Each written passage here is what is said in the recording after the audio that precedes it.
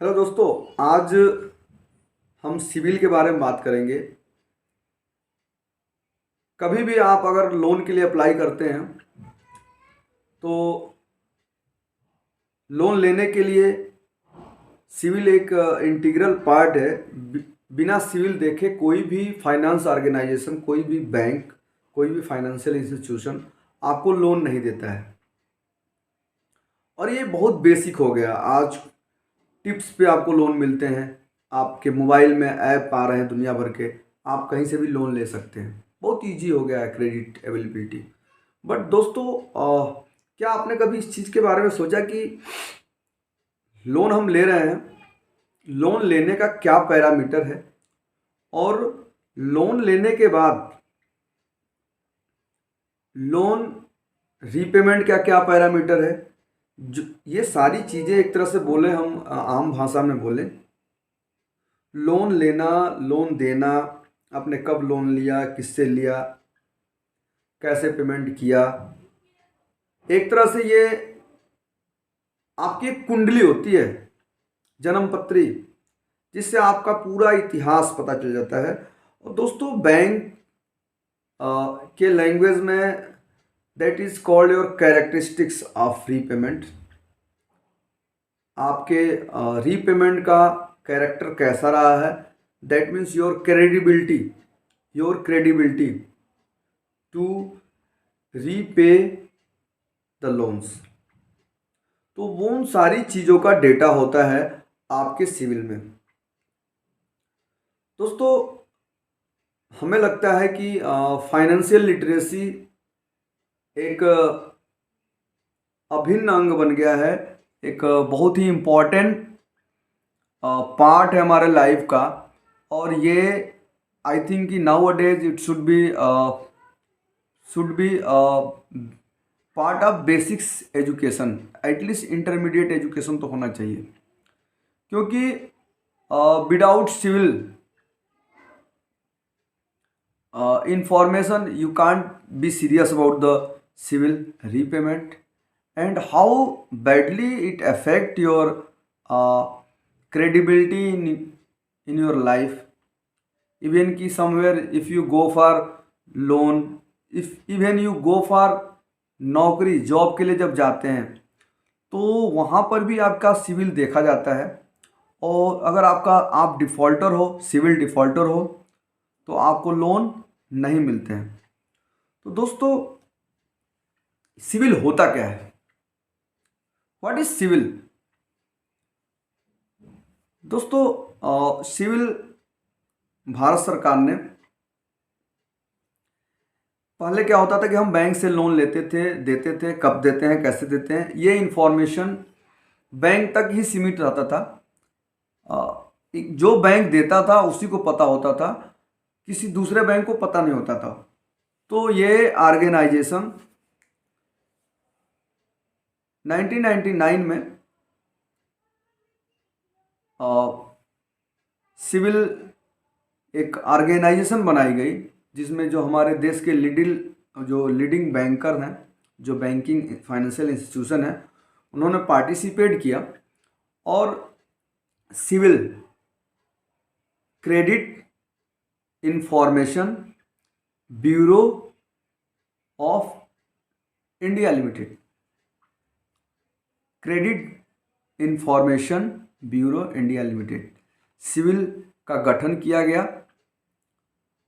और ये सिविल हम जितना भी लोन लेते हैं और देते हैं, इसका एक डेटाबेस रखता है, और उसमें कैटेगरी बनाया गया, कैटेगराइजेशन किया गया कि जो जैसे जैसे रीपेमेंट करता है तो उसको किस किस कैटेगरी में रखा जाएगा, और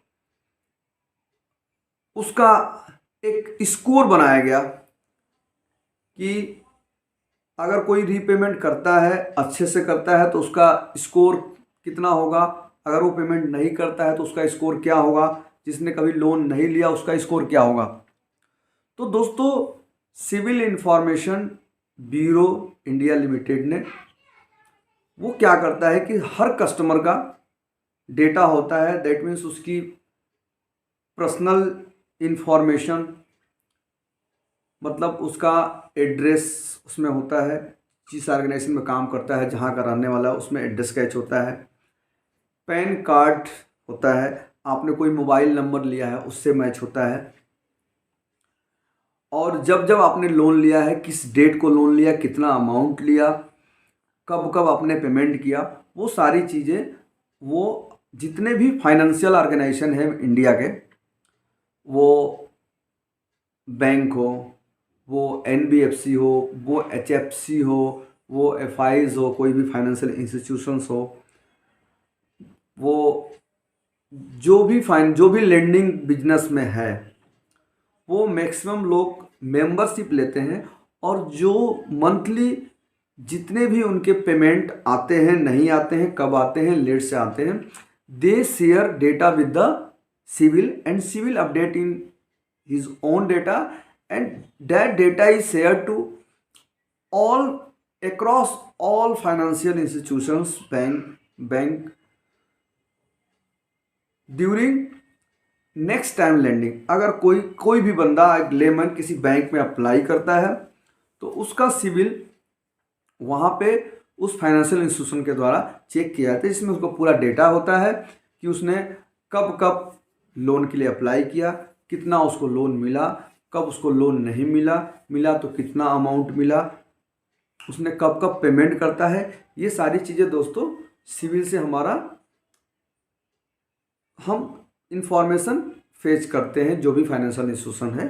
तो इससे हेल्प मिलता है कि जो भी लोग लोन के लिए अप्लाई करते हैं, उनको अगर उन्होंने उनका रीपेमेंट, उनको जो किस्त देने की क्षमता है वो नहीं रही है, उन्होंने डिफ़ॉल्ट किया है, तो उनको लोन नहीं मिलता है।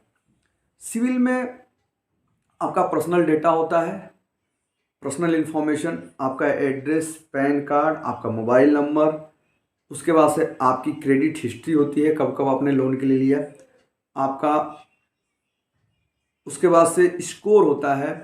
स्कोर वेरी करता है, जो जिसने कभी भी लोन नहीं लिया है उसका स्कोर -1 होता है, और अगर आपने लोन लिया है या लोन के लिए अप्लाई किया है तो -1 से ऊपर स्टार्ट होता है, 100, 150, 200, 149 ऐसे स्कोर होते हैं। जैसे जैसे आप इस लोन के लिए अप्लाई करते हैं तो आपका स्कोर, दोस्तों ये स्कोर जाता है 900 तक, हाईएस्ट स्कोर जो होता है 900 होता है दोस्तों।